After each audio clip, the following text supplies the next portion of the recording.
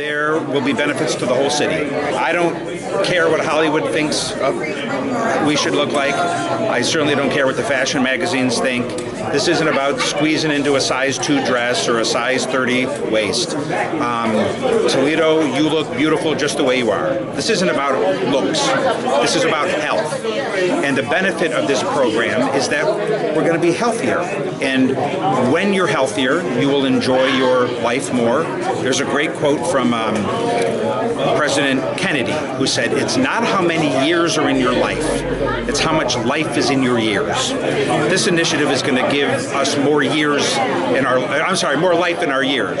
So however long we're on this earth, we're going to enjoy it more. We're going to be healthier, happier, we're going to move around more, we're going to enjoy our children and grandchildren. And if along the way we lose some weight, good, that's good too. I'm upset about what the state of Ohio did yesterday. And in fact, today I spoke to the governor on the phone. I called him, and he called me back, and we had, I think, a very productive, cordial, helpful conversation. We spoke for about 10 minutes. And even though I don't always agree with him, and I'm he and I are members of a different political party, I respect him a great deal, and I think he is a good person who's trying his best. Unfortunately, the plan that passed the state legislature yesterday is going to be really bad for Toledo. It really is. And I told the governor of this. Here's what Toledo gets out of the legislature's budget deal. We get higher taxes, and for the honor of paying higher taxes, we get $6.5 million less money. I don't know how that works. They raise our taxes and we still get $6.5 million less money. We are less safe. Our police officers have less of an ability to use technology to keep our streets safe, and we lose the ability to govern ourselves as Toledoans. Other than that, it's great, which is, of course, a little sarcastic, but I had a good talk with the governor. I encouraged him to veto the portion of the budget that I think is the most punitive toward Toledo, because as it stands right now, they raised our taxes, we're going to be paying more for gas, and yet we still get $6.5 million less, and our streets are less safe. The city of Toledo does not have any jurisdiction over TARTA. In other words, we don't provide TARTA any money. We can't hire or fire the people who work at TARTA. They are their own separate entity. So because of that, we're limited really in what we can do. Now I know how crucial TARTA is. I know how crucial public transportation is. That's why one of the things I do to raise awareness about the need for a robust public transportation system is I take the bus once a week. I take TARTA once a week. We have fought for funding solutions in Columbus with the state legislature, and we're trying some different strategies to help TARTA tell their story a little better so they can transition to a different funding formula that will enable them to reinstate some of the cuts they've had. We have to do it. Cities of the future, growing cities that are going to win the future are going to have good public transportation. And right now we're struggling in Toledo. We have to do everything we can to help. Yeah. So many look at the police as the bad guys. So what is the police doing to improve community relations? Because many don't see the police as people that are trying to help. So what is the TPD doing to relate with the community? We've adopted that's a great question. We've adopted 2 schools, Sherman, and I can't remember the one on the south end. So we have officers go in a couple times a month, buy pizza, eat lunch with them, play sports with them, have little competitions. We're getting ready to hook up with TPS, Mr. Woodbury's chess team that is like the best in the world, and they're going to challenge the police department, and we are going to absolutely get obliterated in it. We do coffee with a cop. We do a lot of community service. We go to a lot of block watch meetings. We go to a lot of community services meetings. And darn it, I didn't want to say it, but I'm going to say it. We got an ice cream truck. So right now, we teamed up with the Walleye and the Mud Hens. We're getting it all marked up with police lights and sirens. And every week in the summer, we're going to go give ice cream away. So we're trying to do a lot, especially with the young guys. So this is a 2-part question. My first question is, many streets that have the worst potholes happen to be side streets.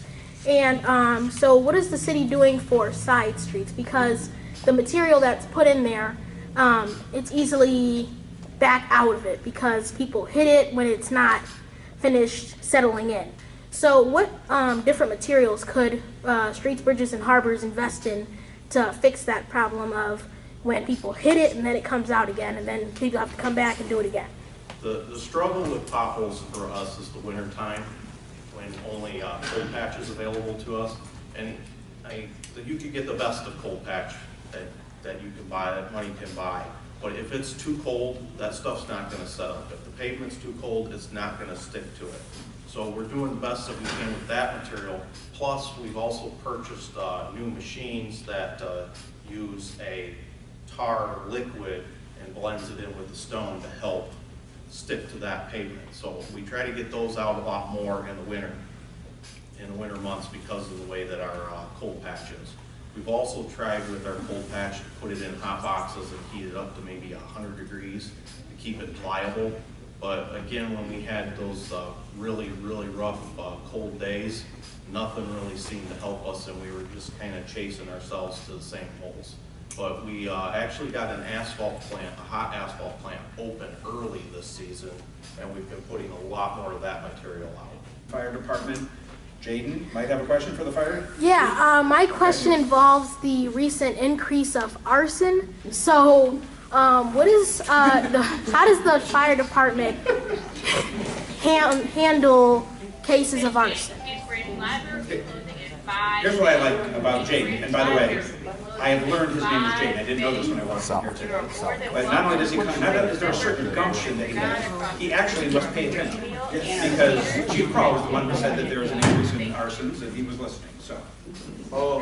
First of all, wow.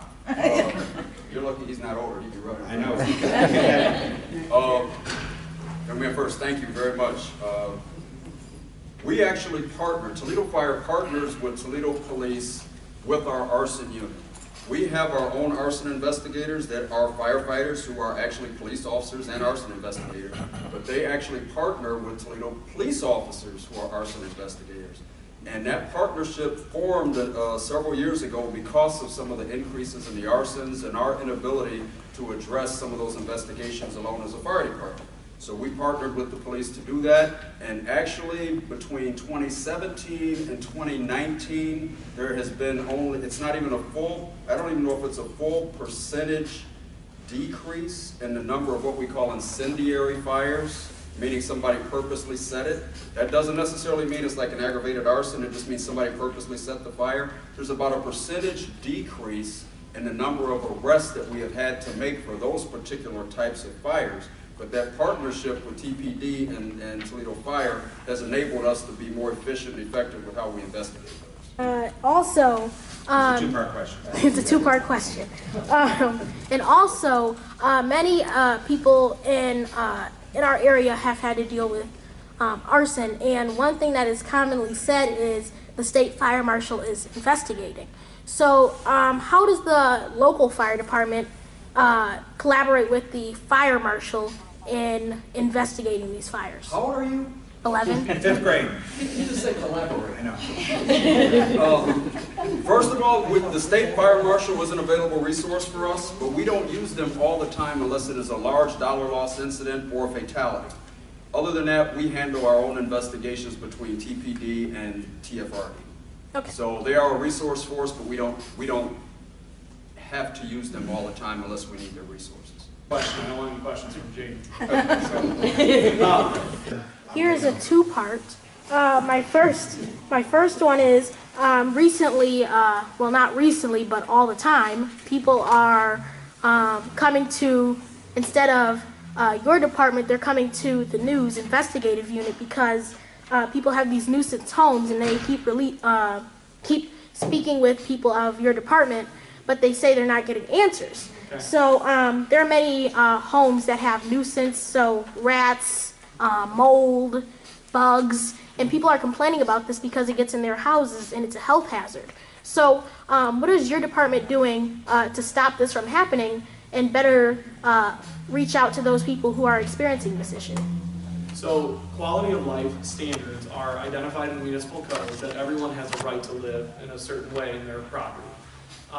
Mold programs, infestations that you reference, I enforce the health code on behalf of the Toledo Lucas County Health Department. Health Department houses programs that can help people with infestations in their homes, mold programs, things like that. What I deal with are the issues that would cause the mold, like structural issues, such as improperly installed windows, or a roof that leaks, or something that's deficient about the structure. So we don't want to necessarily be punitive, because not everyone has the capability of replacing their roof. You know, if they receive orders from us, that we also house in my department the Division of Housing, which has programs for lead abatement, for roof, for paintings, that people can make application and they can see if they qualify for programs that are federally funded to help them have a better quality of life in their residence. Does that answer your question? Yeah, and the other part is many of the causes behind this are homes that have caught on fire or deteriorated. So how is the city, after a fire happens, what is the process to this, from the house burning down to an inspector coming to review it? So what is kind of the process of getting that? That might be a cheap question. Yeah, what would be the process? We have a two-part answer. First part of that, from the time the house burns, what we do is if the house is uninhabitable, or we'll even get assistance for the families that live in the house, the Red Cross or whatever we need to do. Some people have insurance, some people don't. Either way, if the house is uninhabitable and there is some sort of issue that the house may be structurally unsound, what we do, our firefighters on the scene, the command officer will request somebody from the buildings department to come out and take a look at the house. They will determine whether or not the house is structurally sound enough to remain as is, and then it's up to the owners if they have insurance to come out, or get their insurance to come out and board it up. Sometimes that's not possible. We then step away at that point, and that's then when they take over. So there's a position at the city of Toledo called the chief building official, and the building official has the authority by the state of Ohio to make a determination whether a house is structurally sound and can stand, or should be demolished on an emergency basis in the event of a fire.